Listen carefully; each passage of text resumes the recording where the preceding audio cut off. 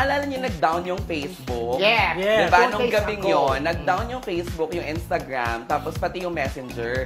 Tapos, yung araw na yun, finalo back ako ni Agassi Che. Okay.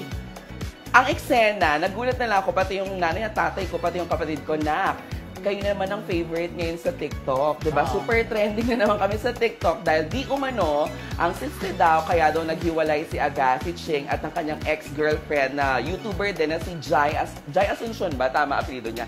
Na si Jai Asuncion, dahil daw magkakaroon ng rekindling romance between Agassi and yung best friend ko naman, na si Jillian Vicencio. So, ang dami nilang ginagawa na namang kwento, na mga pictures si Jillian at ni Agassi together, na nilalabas na parang yun daw yung dahilan ng breakup.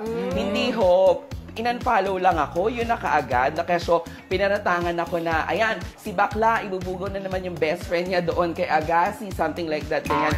Gusto ko lang pong linawin, mga kamarisol, hindi po totoo lahat ng mga lumalabas. Yan po ay isang solid fake news. Dahil yung pag-follow back po sa akin ni Jai at yung message ng palitan namin, he just replied dahil nung nag-break sila ni Jai, nag-send ako ng broken heart ng February something. And then nito lang siyang March nakapag-reply. So ang sabi niya sa akin, hala, sorry, ngayon ko lang nakita, ang tagal na nito. Tapos gusto ko siyang lokohin at asarin dahil nga Jai Ho. Di ba yung pangalan ko? Sabi ko, ay, by the way, I'm Jai. Ho, Jai Ho.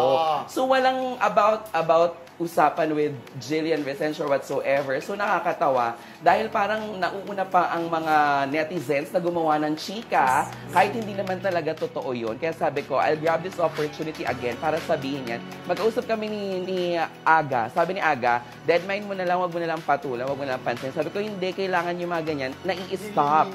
Natigil yan kasi hanggat hindi, maraming hindi nagpa-fact check at nagbabasa. Yung iba, talagang naniniwala kung ano yung nakita nila dun sa clickbait at saka dun sa mga photos, diba yun? So, uulitin ko po, wala akong katotohanan. Yung breakup po nila, wala kaming kinalaman doon. In-unfollow lang po ako. Wala tayong magagawa kung talagang maganda. Ay, talbog! Charing lang. Oo. Ang haba-haba ng buhok, ha? Hindi, walang etos. Saka hindi. Nag-meet kasi kami niyan sa isang wedding ng friend. Sila pa ni Jai noon. Tapos nag-take ako ng picture, nag-selfie ako. Tapos ginawa ko lang din, hinashtag ko, Jaiga. Kasi nga Jai din naman yung name ko talaga. Tapos Aga. Tapos hindi ko naman alam na hantong sila sa breakup. Pero ang tagal na nun, no? So, walang katotohanan niya na may rekindling romance, refriend, walang mga ganun-ganun po. So, tigilan natin ang paggawa ng chika kasi kung gawa-gawa lang din naman yung mga eksena nyo, ang tsaka ng content nyo, di ba? Jaiga! Ayaw mo yun?